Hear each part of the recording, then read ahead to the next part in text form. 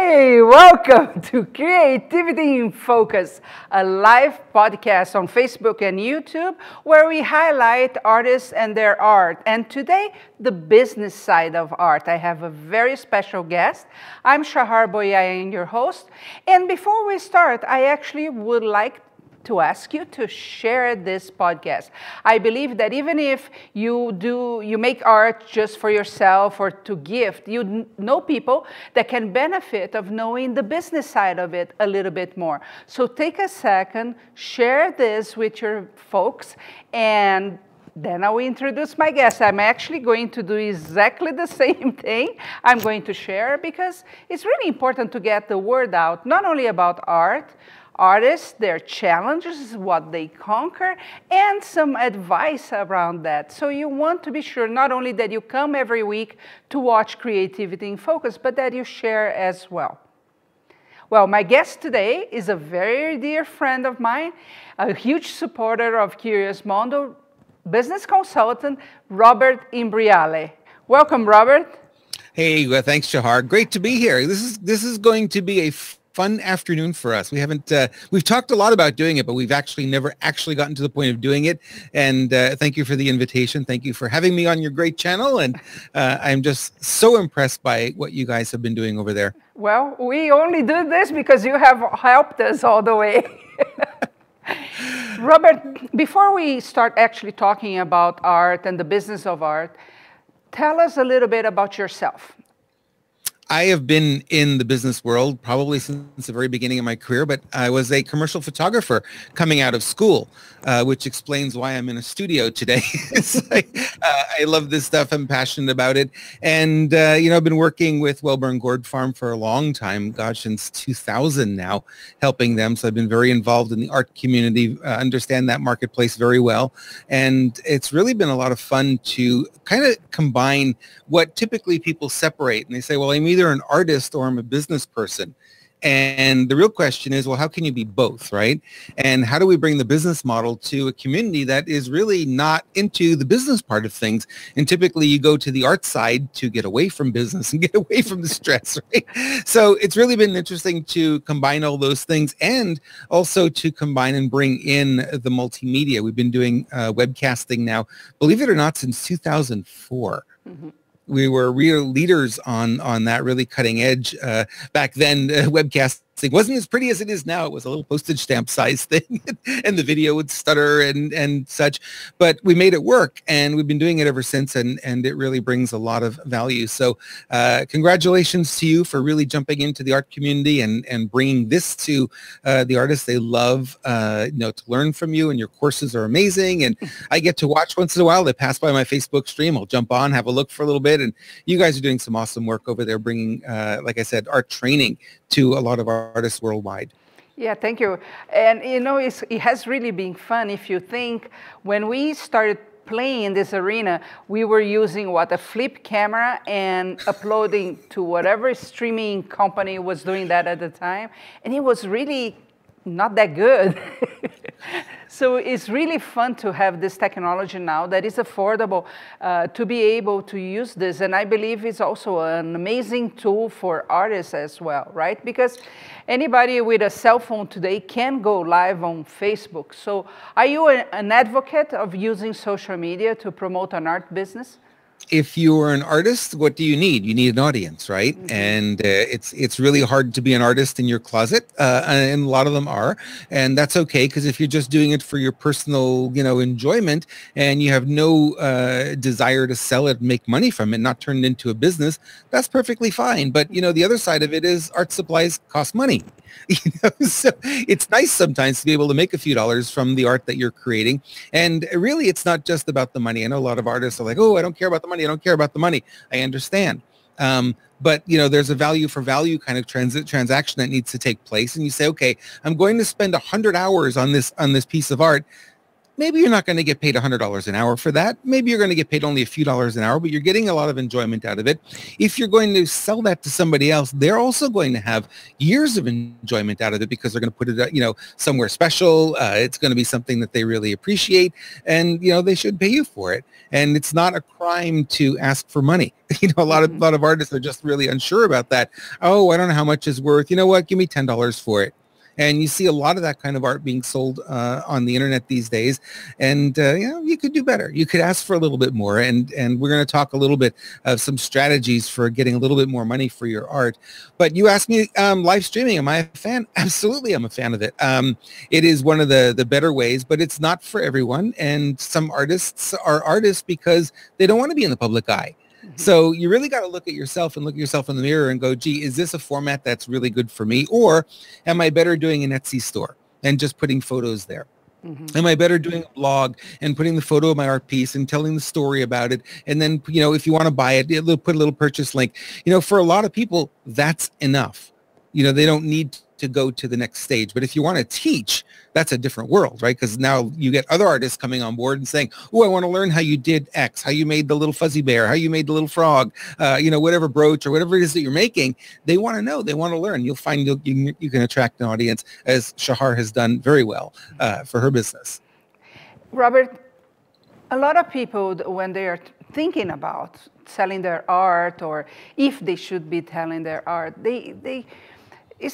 is there a bad perception with the term selling? What do you think? Because what I see, especially on social media, is like selling is a 4-letter word with more font, with more letters.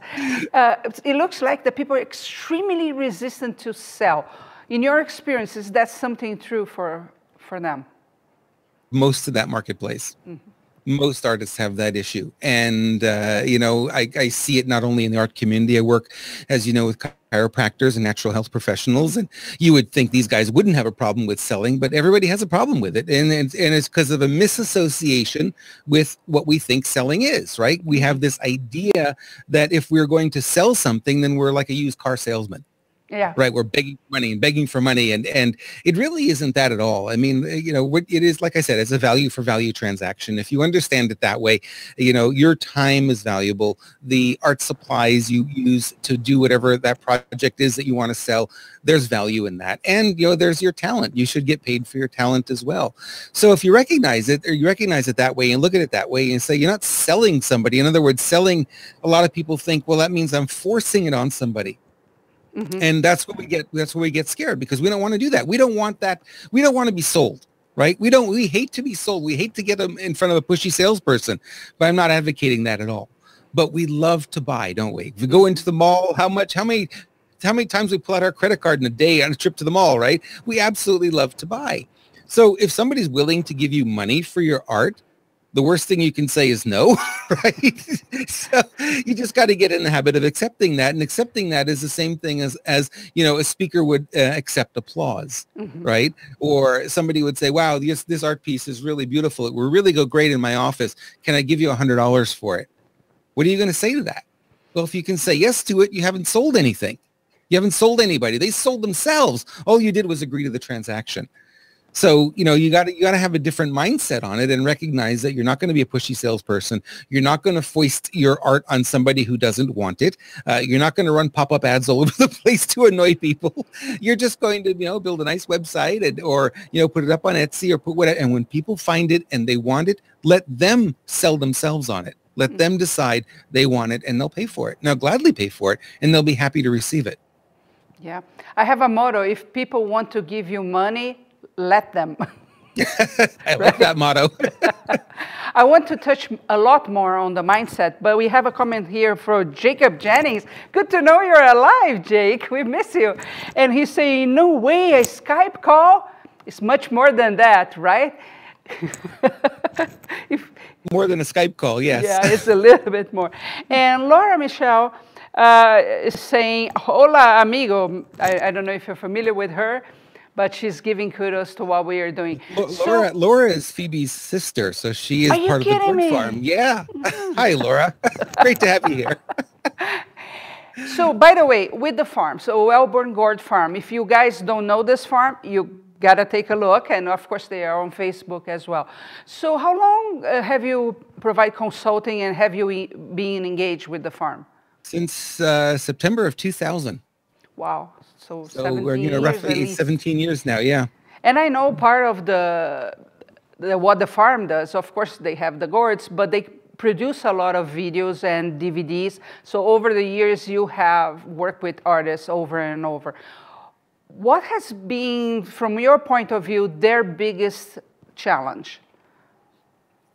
As far as selling their art, because they have a lot of different challenges, right? So you have challenges in making the art, you have art challenges in selling the art, and for a lot of them, it's really our topic today really is about selling the art, and a lot of them are challenged by that, and many, I find it's really interesting because their art becomes a part of them. Right. And to separate that and put that out in front of the world. And if somebody doesn't buy it, there's actually a feeling of rejection that goes along with it. Right. So somebody says, this is my heart and soul in this piece of gourd art. And, you put it in front of people and, 100 people walk by and look at it and nobody buys it. It's a rejection. Right. So it's detaching the personality from the work in when it comes to selling it. And there are some artists that do this really well. There's some that really they look at their profession, I guess you can call it, and they mass produce the art. Why? Just to sell it. So they're not emotionally attached to it. Right. So you get emotionally attached to it as you're creating it. That's wonderful. And then when you sell it, then you have to somehow find a way to detach emotionally from it. That's one of the harder things that I see them struggling with. And then the other piece is obviously, how do I price it? Yes. What am I going to charge for this? Yeah. And you see in the art community, it's really interesting. I was watching, there was a live feed this morning. Somebody was selling jewelry and they were selling it for $5. Oh. I'm like, are you serious? There's more than $5 of materials in that jewelry piece that you're trying to sell. Forget about the time. Forget about having to put it into an envelope and ship it when somebody buys it. You know what I mean? It's like, why? Why would you do that? Well, what is it really worth? And, you find this community because so many people are really down at the bottom with their pricing because it won't sell. If they made it for $7, would it still sell? You and I know it would. But, they may not believe it would. So we see a lot of artists, what they do is underprice themselves by a long shot. You'll find artists who spend 100 hours on something asking for $50 for a piece of art. It's like, okay, that's $2 an hour, minus the expenses that you put into it in the products that you use to make that art piece. So pricing is an issue. Do you think part of that is the problem of not seeing themselves as artists? Because what I see here at Curious Mondo, many times the audience, they have a very hard time of owning the place that they are artists. They see themselves as somebody that creates something with their hands, which devalues everything, the way they see and the way they act. Do you agree with that? They don't see themselves as artists. Yeah, what happens is those are the people we call the closet artists, and it's a friendly term, not a derogatory term. And a closet artist is somebody who creates art and really says to themselves over and over again, well, I'm not good enough to sell this. Nobody would want it, right? So they end up with a closet full of artwork that doesn't go anywhere and can't be shared and can't be enjoyed by anybody else. They enjoy making it, but they look at themselves and they go, well, I'm just not good enough because I compare myself to everyone else out there. Now, you have to recognize in any industry, there's going to be a handful that are going to be exceptional, and there's going to be the middle of the pack, and then there are going to be people who really shouldn't be doing it, right? And the majority of people fall in that middle bracket there, where the stuff is certainly good enough to be sold. Certainly somebody would enjoy it. And, it's just a matter of getting over that fear, that you can put that out there and somebody would actually purchase it from you. And a lot of it is it goes back to self-esteem. We talk about the mindset. Is the mindset playing a role here? Absolutely, it plays a role because the art is an extension of you, right? And if you don't feel confident about yourself, it's going to be really difficult to bring that art out into the public in order to sell it. Totally agree.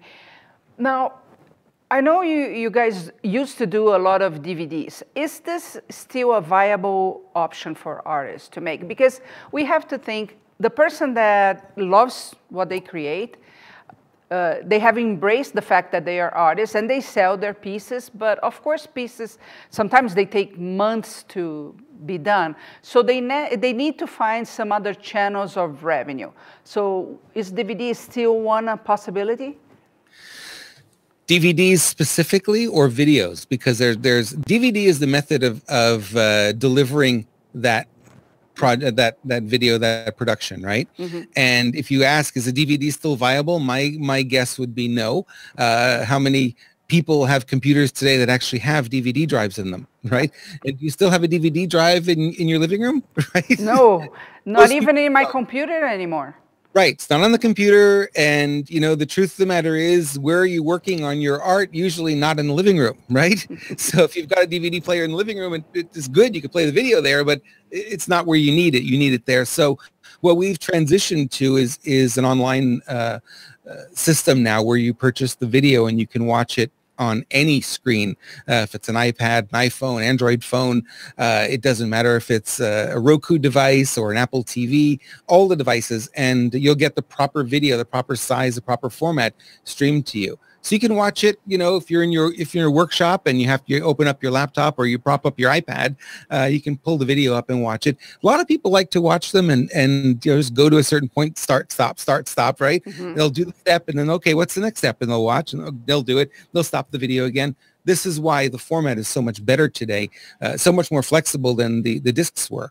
Mm-hmm. So I'm sort of glad we're beyond that. We still have some in stock. We're gonna, when we sell out, that will be the end of them. We're not producing any more physical discs anymore, but we are producing videos. Mm-hmm. I still get people asking, why don't you produce DVDs with the courses? And same reason, right? Because it is a media that is going to go away. So, well, Adobe Premiere. They had a program, or Adobe, it's a Creative Cloud, had a program called Adobe Encore. Mm-hmm. And that was the program that would let us author the DVDs. In other words, put the menuing system in place and all that kind of stuff. And they stopped supporting it. Gosh, it's almost like 4 years ago now. Wow. So 4 years ago, Adobe said, no more discs. Nobody wants anything on disc anymore. I think that was a little bit premature because we were still producing them. So we had to go use old versions of the software. But yeah, it's been gone for a while. I think in the community, we know that, you know, delivering stuff on disc is sort of yesterday's technology now. Mm-hmm. You know, Laura is saying that one of the challenges is believing in themselves. And that's exactly what I think too. Do you have any strategies for us to, as artists, you know, start really believing in yourself? Because I understand where that comes from. Sometimes you make pieces and you ask non-qualified, actually you ask opinions from non-qualified people, like, you know, one of your kids or the neighbor, and they say, it's okay. And you start thinking, what I create is mediocre, right? How can I really start believing in myself as an artist? It's a psychology, right? So what we call this is a meta program. And a meta program simply means, I'm going way over the heads of people who are into the art business, I know, but I just want to give this to you, and then we can sort of work backwards to it. The meta program is you're sorting by self or sorting by others, right? And most of us sort by others. In other words, we feel good about what we do if somebody else says we're good at what we do. Mm-hmm. Right? Isn't that the truth? Shahar, you're great. You're wonderful. You're outstanding. And then you wake up in the morning, well, it must be okay. Rob said I was okay. Right? Mm-hmm. But the problem is, I'm not always going to be there to say that. And nor is anybody else going to be there to be able to say that about your art on a regular basis. So if you need to feel good about what you're doing and you need other people's approval to do it, you're in trouble. So you got to start, it's got to start coming back to you. You've got to start to be, so sorting by self means that I don't need anybody else's approval. Mm-hmm. I'm happy at what I'm creating. It makes me happy to create it. And there are going to be people who are not going to love it. There are going to be people who are going to love it. And either way, it doesn't matter. All I'm going to focus on is those people who care about it and love it and appreciate it the way I do. Right? So it's a hard thing to get to. It's not easy. It sounds easy. I've sort of made it sound very simple. But the more you can pull that in and stop looking for approval from other people, the easier it becomes to have a lot of great self-esteem and start building from within. And what about the comparison thing? Because I'm guilty of that as well. I became a lot better over the years. But I was always looking at people in my industry, for example, and looking at what they were doing, what they were accomplishing, how beautiful it was, what they were creating. So all that made me feel like, oh, I'm just this little girl here. So what can we do to overcome that? Because today with social media, some of us spend hours on Facebook, for example, and we scroll and we see everybody's life and how green the grass is on their side, and we think we are not accomplishing much. Right, if you look at it from that perspective, because the falsehood of social media is people only post when things are going well. Mm-hmm. Right? So I had 10 minutes today that were going well. That's what I'm posting on Facebook. But the rest of the day, you know, was really difficult, really challenging. I was in tears for half of it. You know what I mean? But I'm not talking about that. I'm not going to give you any of that. So it's the same thing in the artist community. It's like what you're going to see is the top of the top, the best of the best. So I come from the photographic background. Obviously, that's where I got my start. And we would know that as a photographer, you would go in and you would photograph a wedding. Right? And then you would produce the wedding albums back then used to be 12, 15, 18 pictures. That's it. That was a wedding album in the years that I was doing it, back when the film days, right? And you would say, well, the photographer shouldn't get paid that much. There aren't really that many photos, right? Mm-hmm. But the truth of the matter is we're going through rolls and rolls and rolls of film. 300, 400 photos during a wedding was not uncommon. To get 12 to 15 finals? Yeah.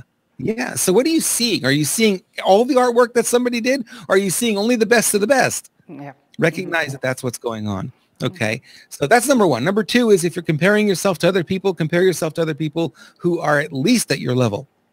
Don't compare yourself. I'm a junior photographer and I've got an iPhone and I'm going to compare myself to somebody who's shooting with a Hasselblad. Mm-hmm. Where am I going to go with that? Where? Right? It's not even, you can't even begin to compare. So I would suggest ideally is don't compare. Compare yourself with what you did yesterday. And that's the best way to be. It's like, am I doing a little bit better today than I did yesterday? Yes or no? And the answer is going to be yes, I'm doing it better, or no, I'm not doing it better. And either way, you're just going to look to improve yourself. Stop looking over the fence. Stop looking at what other people are doing, because really they have different skill sets than you do. They have different vision than you do. Mm-hmm. And all of it's fine. True. Tell me, again, by your experience working with artists, how do you see the perfect structure in order to build a business around the art? Well, it starts with we always go back to the mindset. It starts with the mindset. And a lot of artists have to get over the fear of putting their stuff out there and, perhaps being judged. Well, we just talked about, people might look at it and go, ooh, that's ugly. Well, beauty is in the eye of the beholder. That's not the proper beholder for that piece of art. That's okay. So you're going to get some of that kind of feedback. And, 1,000 people may see your art. One person's going to say it's amazing. They have to have it. So it's a little bit about getting over that. Mm-hmm. And recognizing that that's just par for the course. You and I are doing this video today. There are people who are watching it and going, boo, we hate those two. They're awful together. You know what I mean? I think we're great together. Yeah, and other people are saying, oh my God, this is the best thing since sliced bread. You have to be okay with that. That's just life, right? If I post something on Facebook, is everyone who sees it, 2,000 people seeing it, are they all going to give it a thumbs up? No. No, if there were a thumbs down, how many do you think I'd get? Right? Mm-hmm. Facebook doesn't offer that option. But if there were, you'd probably see a lot of people going, oh, that's awful. Don't do, it's like, I don't like that. And it's fine. That's just the way life is. Mm-hmm. So getting over that's number one. I think that's the first piece, is to be able to say, okay, listen, not everyone's going to like my art. I like my art. I enjoy doing my art. I'm going to put it out there for the benefit of those who like it too. Mm-hmm. So that's where it starts. Yeah. And then if you can get to that point, then the next step becomes, okay, so where are these people? How do I find them? How do I get my art in front of enough of them to know that I can start selling it? And one of the best things to do are local craft fairs, by the way. Mm-hmm. Right? People jump online right away, but online may or may not be the right marketplace. It might be easier for you to be at a craft fair and literally speak to the person who might buy your art and get their feedback. Yeah. Right? Yep. I totally agree. You learn so much when you're in person and somebody's, be able to touch and feel the stuff that you've created, and you could look at their reaction and how they like it and what they don't like about it, or, you can get some feeling for that, which you can't do online because it's so anonymous. You're putting it there and you say, wow, 1,000 people saw it today. You don't know a single one of them. Mm-hmm. All you know is it got viewed 1,000 times. You know nothing else. There's no more information for you. When I was young, I had a manual. It was a Disney produced thing with the Donald Duck. I don't remember the name anymore, but I remember one of the advice he would give to kids is never put all the eggs in one basket. For me, means it's not only online, it's not only offline. You gotta find balance in several activities, even though it might take a little bit more work. But you cannot say, I'm going full, totally 100% online, because it doesn't happen that way. We need the human interaction, the human reach to make anything work. Yeah, and I think that's where people kind of look at online and they say that's the panacea, that's gonna solve all of my problems, right? Mm-hmm. And I think the truth there is that it doesn't solve all your problems. It creates more problems sometimes than it solves. But it is, it's a great marketplace, a great place to be. But you got to start out slowly. It's a step-by-step process. It's not that, hey, I'm going to be an artist. I'm going to make millions next year with my art. Really? Yeah. It can happen. It's not realistic to expect that. It requires time. It requires effort.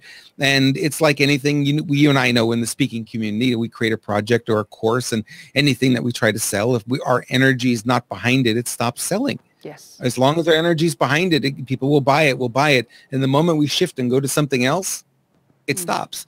So the same thing with your art. If you have an art store online and you're not putting new art up there all the time, you're not answering questions, you're not involved on a regular basis, the site goes stale. It goes cold. I don't know how people know, but energetically they know, and then they stop buying.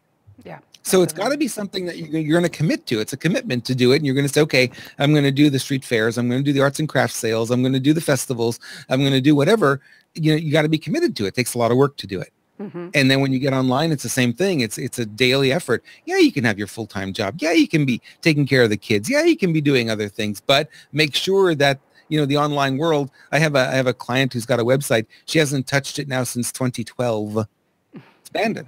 Yeah. It's totally abandoned. So you look at the traffic, it's at zero. You look at the interaction, it's been zero for a long time. Why? Because their energy's off it. And it doesn't take, by the way, years. You lay off your website for as little as 30 days, and it'll drop to zero as far as interaction goes. Mm-hmm. Really fast. Yeah. Mm-hmm. Robert, I want to ask you a question about focus and another about bazaars. But before that, I want to read some of the comments. So remind me if I forget. But Suzanne is saying, huge hurdle for some of us. We were talking about believing in ourselves. Beverly is saying, hi, excellent. And Susie Brewer, good advice. Guys, if you have any questions for Robert, this is the time for you to type those questions. We are both here for you, and we want to talk about what you want to hear. So take a second if you have a question and let us know. Robert, one of the challenges for artists many times is focus. We are talking about taking care of a website, going to bazaars, and creating the art. That's one of the reasons the name of this podcast is Creativity in Focus. What are some of the things we can do to keep ourselves focused on the journey that we have chosen? Well, some of the things that I do to keep myself focused on the journey is make sure that every day I've got a list of things that I need to get done, my priorities, right? Mm-hmm. What happens is if art for you, you want to turn it into a business, then it's got to be something you've got to have focus and attention on. Now, if you set it aside and say, well, I'll get to it, I really want to just do it. I want to dabble. I want to do some on the weekend. And, maybe I'll look at a website 6 months from now, maybe a year from now, think about selling online. It's really not going to go anywhere. Right. Mm-hmm. So it really is a daily effort that we need to do. And we just look at it every day doing, even if it's the smallest thing, like answering one email, right? You've got to do it. You've got to make sure that you've got that momentum going. And the only way to do that is to do something on your business every single day. Now, this sounds simple, but it's a commitment, and a commitment means you're going to do it on a regular basis. You're not going to do it a little bit and drop it. You've got to do it every single day. So you got to look at your day and you got to say, okay, how's my day layout, and what time of day works best for me to work on my business? You got to look at your schedule. I got to take care of the kids. I got to feed the dog. I got to, drive the kids to school or karate or skating practice or, whatever. And your day might be completely full, but there's that 15 minutes, that half hour that you've got to dig out. Mm-hmm. And I did this when I was working for the last company I worked for back in 1995. I wanted to be out. I wanted to be out on my own. I didn't want to be there anymore. So I needed to carve out the time, and I decided that I could steal an hour in the morning. before I had to go to work. So I got up a little earlier and I would get on the computer and I'd start working on my stuff. And then I found that if I didn't take my morning break and my afternoon break, I could combine those and they were okay with me taking an hour and a half for lunch. Well, guess what I did during lunch? Again, worked on my business. I was in the car on a cell phone. I was making phone calls. If I had to run errands, if I had to go somewhere to get something, I had an hour and a half every day that I could do that after work. How much in the evening could I dedicate to the business, right? So I found another bit of time there. I found 2 to 3 hours every night that I could put into the business. 90 days later, I went into the boss's office and said, I don't want to be here anymore. And he became a client of mine, my first client, when I left and started my consulting practice back in 1995. So it happens, but it's got to happen. It's got to be an effort. It's got to be something you're doing on a regular basis, and it starts to build momentum. By the time the 90 days came, I had so many other things starting to bubble that even if he didn't become my client, I was leaving anyway. Yeah, great. Right? There were other things that were coming up, and I was getting other projects to work on from other companies. So really, you look and you say, okay, how do I build my business a little at a time, but every day? And you say, well, I don't have time every day. Right? What's that? Consistency in what you're doing every day. Consistency, right. Consistency creates momentum, and momentum is the key to your success in any business. So we have to repeat that so they can write that down. Okay. So the key to success is momentum, and momentum happens by doing something every single day on your business. And by the way, Saturdays and Sundays are included. Yes. We don't have holidays as business owners. I hate to break it to you. Christmas and New Year's, no excuse. You're going to be working on your business, right? It just is. Yeah. I know, Shahar, for you and I, we understand this lifestyle because we've lived it for so long. You could go for a walk in nature, and you've got your cameras and you're taking nature photos, but in the back of your mind, you're always thinking about Curious Mondo. Yep. You're always thinking about the business. So for us, in some ways, we never shut it off, right? It doesn't matter what I'm doing. I could be lying on the beach. And where's my mind? Thinking about the next podcast or thinking about, it's like, it just is. Yep. And I'm not saying you want to get to that point about it. We're entrepreneurs, so we're a little bit different. But if you want to build a business, you've got to be thinking about it as much as you can and giving it as much attention as you can. If you go, for example, or walk in nature with some friends, the moment you open your mouth and you say, you know what would work? Their eyes will roll because they know you're going to talk about it. That's right. But I think what really means is that you don't see work as work, period. You're feeding your passion. And in order to be successful in that passion, you have to have actions. Now, some people think that because they have to do those actions over and over, that is called work. For me, it's really, I love doing that. It comes a holiday, I'm thinking, okay, move on. Got things to do next year. These holidays interrupt the flow. Yeah, they do. Well, you go back to the artist, right, Shahar? If the artist is doing the art, why? Because they're passionate about it, because they love it. So the only challenge for them is to say, okay, I'm doing the art side, but now I've got to do the business side, and that's a different part of the brain. And they may not like this side because it's more formatted than the art, which is sort of like freestyle, right? Yeah. You get on the other side of it, now we're a little bit more formatted, we're a little bit more logical, there are logical steps, there are systems in place, and that can get boring for an artist. So that's one of the challenges that they end up facing. And that's why something like Etsy is really nice, because a lot of the technical stuff, they kind of handle it for you. But an Etsy store doesn't work unless you do. Yeah. You just can't put stuff up there and walk away from it and expect that they're going to bring you the customers. Not going to happen that way. True.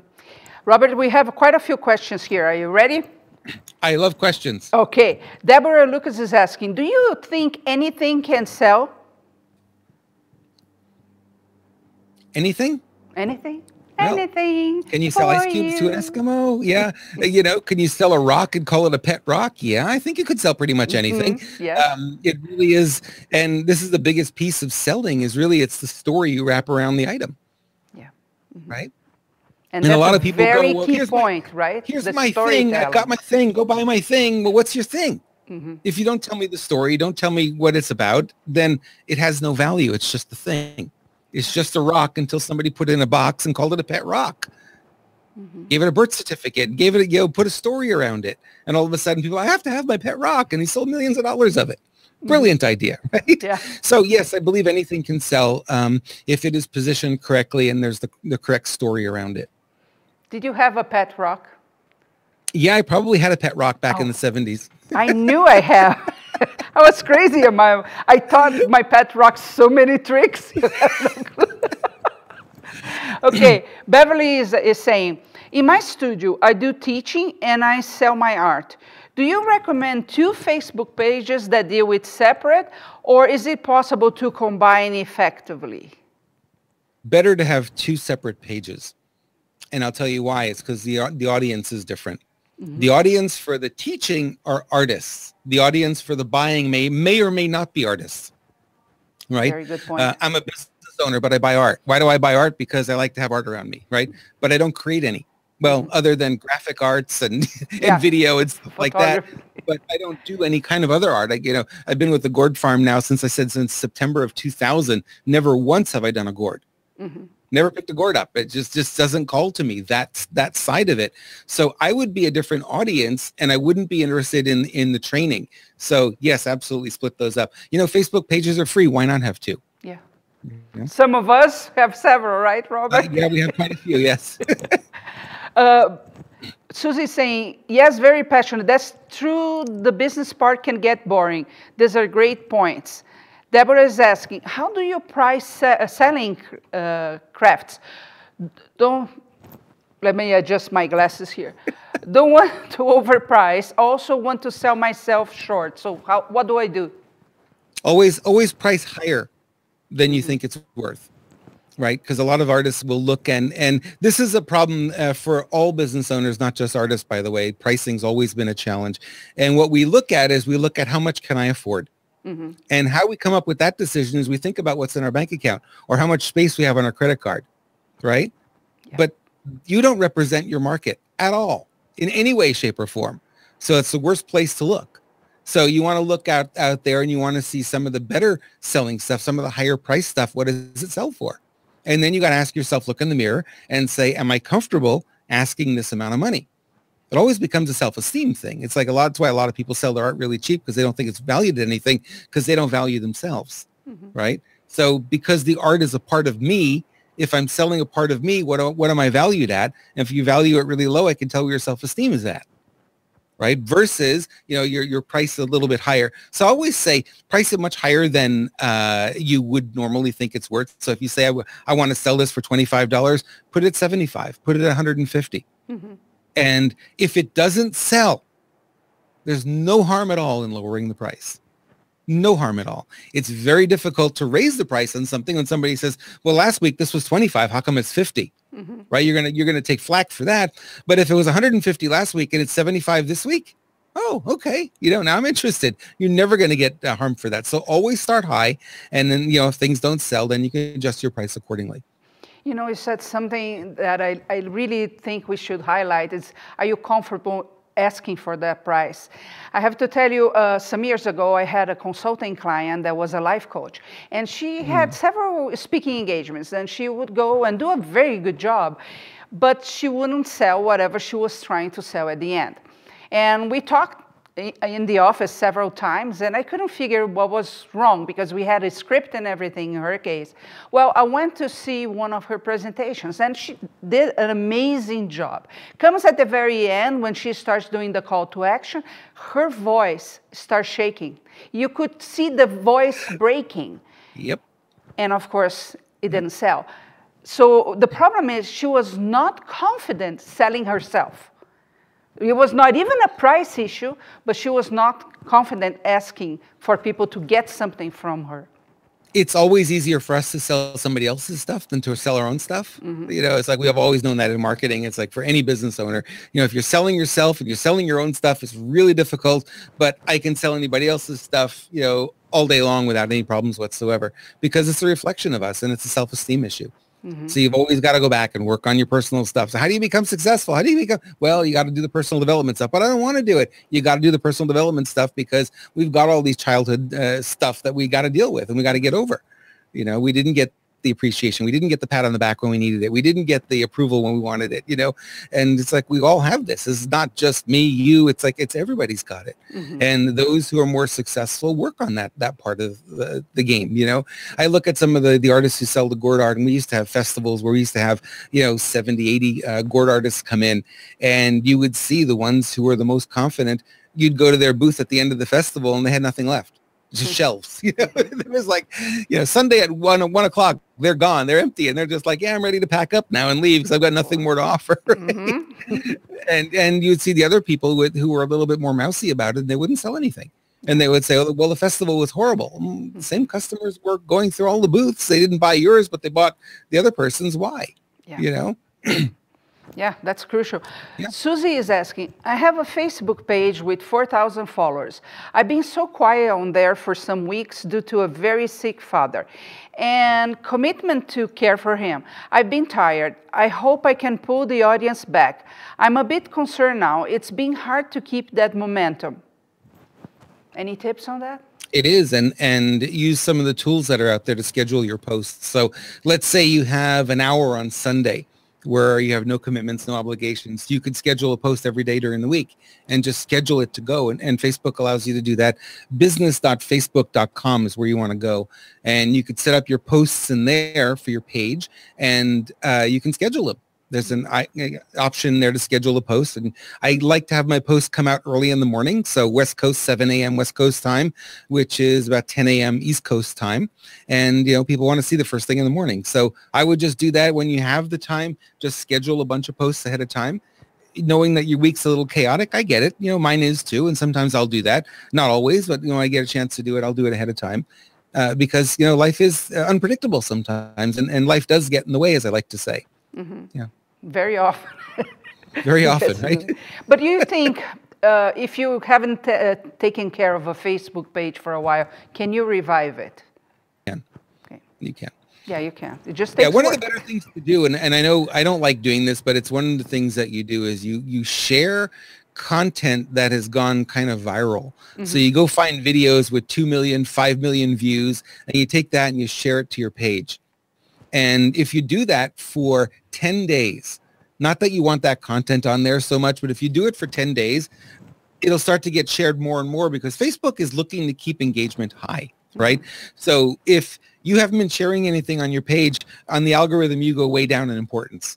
So what you've got to do is share things that a lot of people are liking, a lot of people are watching, and that'll start to re-engage. And Facebook, the algorithm will start to see, oh, look, she's, on this page, there's a lot of stuff going on that a lot of people are looking at. So now you raise your stature in the algorithm.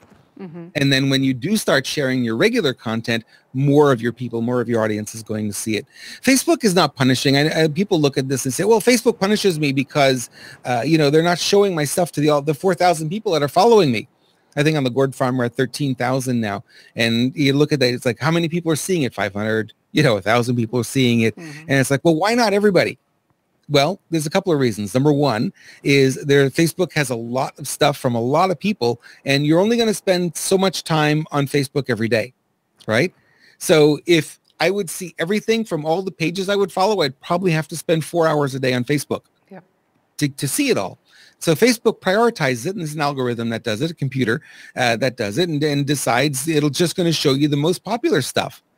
So when you share something to your page, here's what happens. In the first 10 minutes, if you don't get any likes or any comments, it goes to zero. Facebook stops sharing it.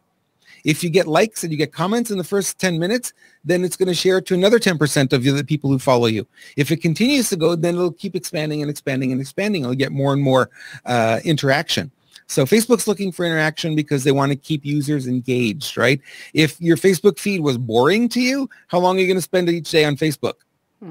Not very long, right? So the more interaction you can get on a Facebook post, this is why a lot of people say, hey, if you like this post, please click the like button. Remind people to do that, because when they do that, more people are going to start to see it. Like you said at the beginning of this, if you like this podcast, share this podcast or this broadcast with people. Why? Because then more people are going to see it. Yes. Right. And everything that may sound silly the first time you see, like giving the hearts on a video like this, how crucial is that? Because it's showing Facebook that there is engagement with what you're doing. And, you know, how long does it take us for give a like or a heart on something? It's not that big of a deal, but it can impact the life of many people when you're thinking, okay, this person is trying to promote something, why not?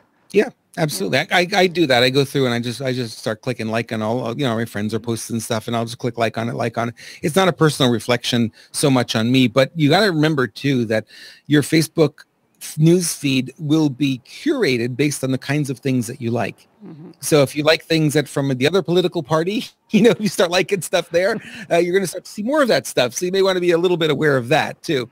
So be a little judicious about it, but certainly be generous with your likes. You know, what you focus on grows, and that includes what you like on Facebook. Exactly. Yes, right. Absolutely. Yeah. You know, the only person I cannot convince that is a matter of how many people I have and how many groups I belong to that shows on my feed is my mom, because she gets mad if I didn't see whatever she posted. And I say, it's kind of hard. I'm not the one choosing. That's right. You're not. You're not. Okay. A lot of people will post things and they'll call me up and they'll say, did you see my posts? And I go, no, I didn't. It's like, well, how long did you spend on Facebook? Well, I didn't spend 4 hours on Facebook. You know, I saw a lot of posts, but I didn't see everything because you can't see everything. There's just too much stuff coming at you. So Facebook tries and, you know, sometimes it doesn't do it well, but it does it as good as I guess they can at this point to show you the most relevant stuff. And that's all they try to do. Mm-hmm. Now, one more thing about the Facebook pages and how to revive them. I think we have to touch on the live videos again, right? Because that's a crucial strategy for Facebook. And you and I, we use that all the time. So should everybody be doing live on Facebook? Everybody? No. No. Some people are better off in radio than television, right? There's a reason for that. So a lot of people like to do live.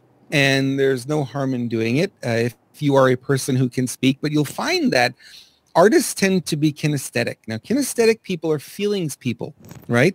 Feelings people mean they have to feel the emotion before it comes up and comes out as words.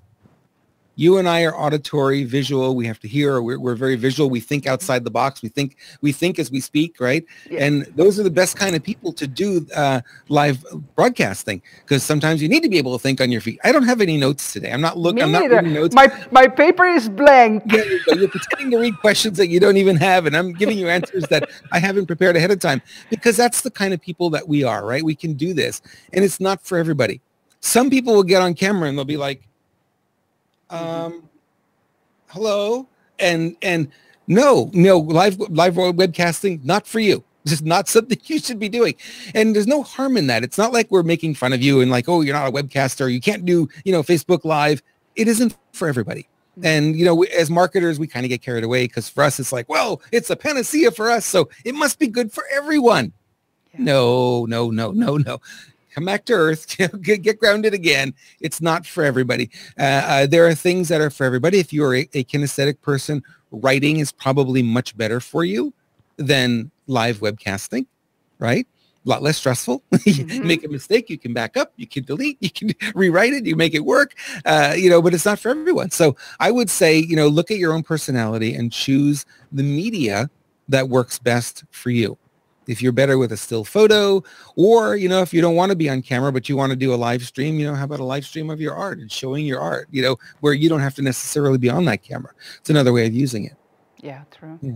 And if you like, pictures, you can still do a very good blog and have amazing traffic coming to that. So many people still do. People think the blogs are old-fashioned thing, but, I go to blogs every day, and I see that some people thrive really well with those.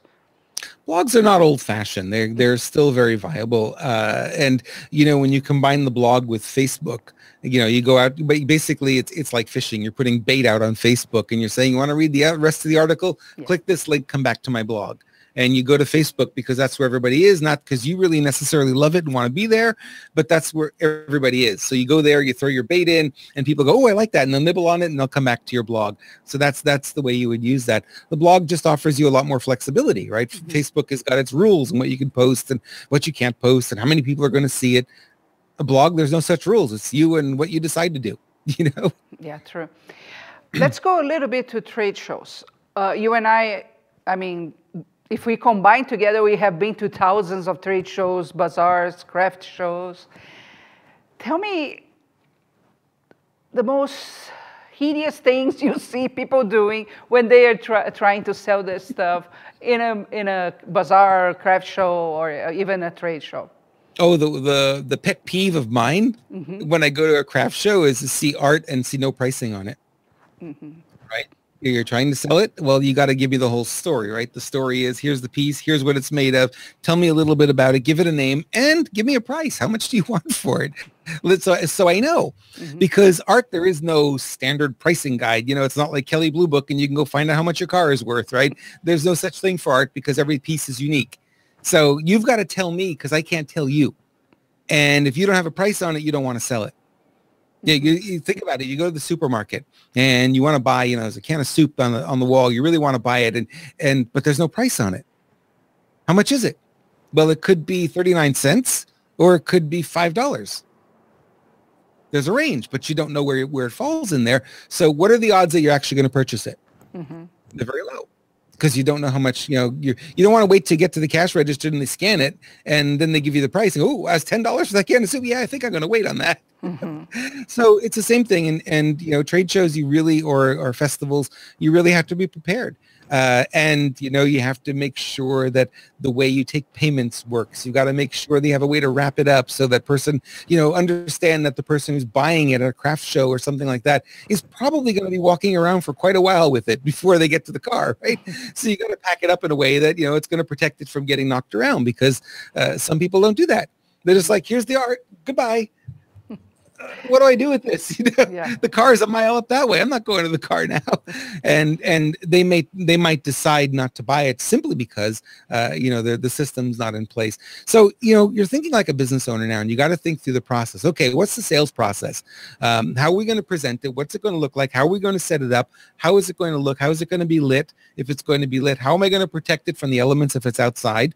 Right? Because there might be wind, there might be whatever. You don't want the wind blowing stuff off the table and damaging it. So how are you going to protect yourself? Right? And then the flow is, okay, when the person says they want to buy it, what's the process? How do we take payment? Are we taking cash? Are we taking credit cards? Do we have a way to process the credit cards? And then once they pay for it, how are we going to deliver it to them? And are we going to give them, you know, a business card or a flyer, or we're going to insert of some sort to let them know that we've got more? Come back to our website, sign up for our email list, join our Facebook page, right?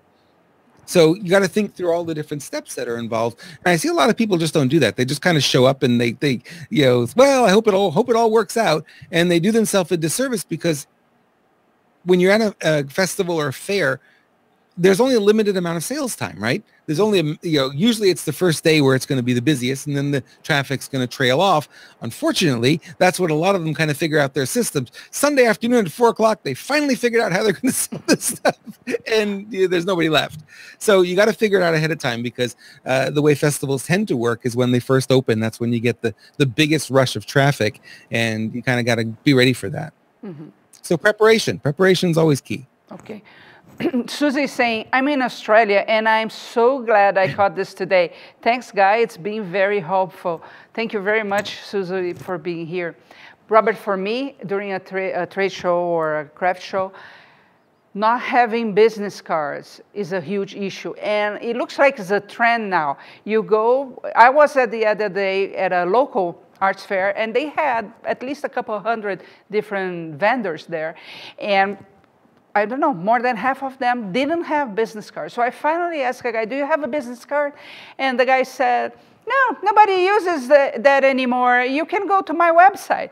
And I was thinking, first, I don't know your website. Second, how am I going to remember if I'm going through 200 different vendors?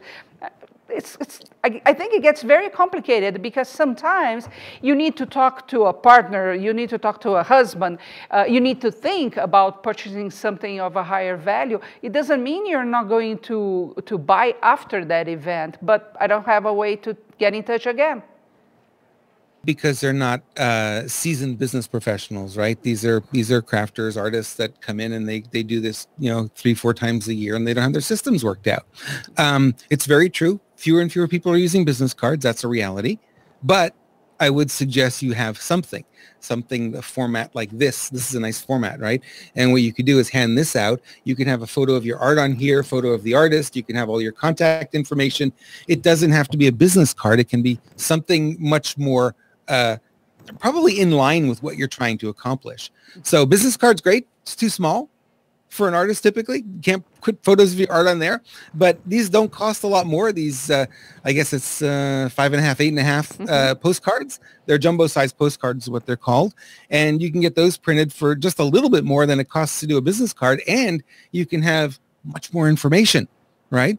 And it's really good to have your photo on there so they remember the artist, and some photos of your art on there so they remember what it is. And then they can take that with them. And, there's room on there. If you want to write a note to them or something, they could write notes on the back of it. So I like that better than just a standard business card in this community, because you want, it's a visual medium for the most part. And you just can't do it with a text business card. But as long as you have something that you can give people to take, you've got it. That'll be fine. Yeah. I had one more question and it escaped me. It's not on your paper, huh? No, not on my paper. And I told you we didn't need to prep to go for an hour, right? That's right. Well, one thing that I want you to touch on, the thing that some people have of judging their audience. So, for example, they are on a bazaar, and maybe they are just doing 2 or 3 a year, so they have prep a lot to be there. And when you go by, they are reading a book, they are looking at the newspaper, just saying, you don't matter to me, or you cannot afford me, or something, right? Do we have that tendency to judge our audience? Ways, right? And I advise a lot of the artists when they're at these shows to not necessarily hide at the back of their booth, which a lot of them will do. I prefer that they come out and meet people. And it's hard because they're not necessarily a people person, right? They're kinesthetic. They like to be quiet. They don't like all the noise and all the attention and everything. So if you come outside of the booth and you let the art do the talking, then you could just meet people after they've seen the art, answer their questions, do whatever. But sure, if you're sitting there reading a newspaper, wow, I guess no one's coming to your booth, huh? Must be very slow for you. Nobody wants your art. How you get business, I learned this as a kid when I was doing a garage sale. I probably was 12 years old. And we were sitting there all day and it was quiet. And as soon as my dad came down and my friend's father came and they pretended they were looking at stuff, cars would stop and more people would come. They would go away. No one would show up because they would just look at a bunch of kids there, right? And so we just kept calling him, hey, Dad, come on down, Dad. He would come down. And sure enough, more cars would stop, more people would show up. And I said, oh, that's the trick, right? So if you're sitting there reading the newspaper, reading your book, playing a video game, a lot of people will do that now, and you're not paying any attention. Nobody likes your art. I don't want to be the first. I never want to be the first. I want to go where the people are. I want to go where the crowds are. So encourage them to come into the booth, stand outside the booth, invite them in, come have a look around, make yourself comfortable. I've got cookies at the back for you. Whatever it is you want to do. Give them a reason to come in the booth because you want to attract traffic, and that's what you've got to do. I've done this for many different industries. I've done it in the chiropractic industry. I've done it in the dental industry where, none of us were in the booth. We're all in the walkway, in the hallway, literally. People are walking by, you'd stop them, talk to them, and then direct them into the booth. And that works always the best. So having the table there and you behind it, not a good idea. Not a good idea. Yeah. Robert, tell me any final advice or strategy that you would like to give to artists today? Yeah, the advice I give to everyone is just get started. A lot of people will overthink and wonder what will happen. You don't learn how to swim by reading a book. It's only until someone pushes you into the water that you say, oh, that's what this is like, right? And really that's the same for business is you can sit on the sidelines and pontificate about it all you want and think about it and strategize and analyze, but you really don't know. And the most successful business owners jump in feet first and they figure it out as they go along. You're not going to get it right. You're going to make mistakes. We all make mistakes. Shahar, you know, Oh, we yeah. make mistakes all day, every day, right? And we get better because we learn from our mistakes. And the more that we learn from the mistakes, the easier it becomes for us to move forward and correct those mistakes and then do better the next time. So if you're sitting on the sidelines, now is a good time to get out there and not be sitting on the sidelines. Make that your resolution for 2018, that you're going to start taking action, and then get in the habit of taking some form of action, even if it's tiny. Just take some form of action every day so that you build that momentum, and that momentum is your key to getting building a successful business. That's fantastic. Robert, I know you're a huge content provider and you create things all the time. If people want to know more about you, where should they go? They can go to my namesake website, robertimbriale.com. I'm also on Facebook and on Twitter, and it's all at Robert Imbriale, and you can follow me there.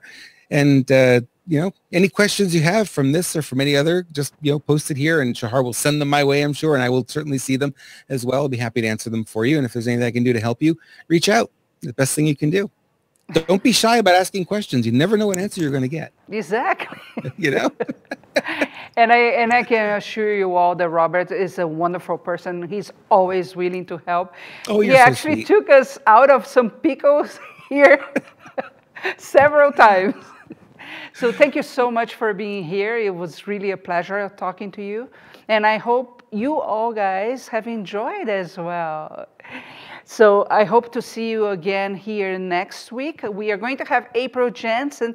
She's an art doll artist, and she's going to be talking about the business of art dolls and showing some of her creations. So be sure to be here next Tuesday, 2:30, right at the Curious Mondo Facebook page. Thank you again, Robert. Thank you. And I see you guys next week.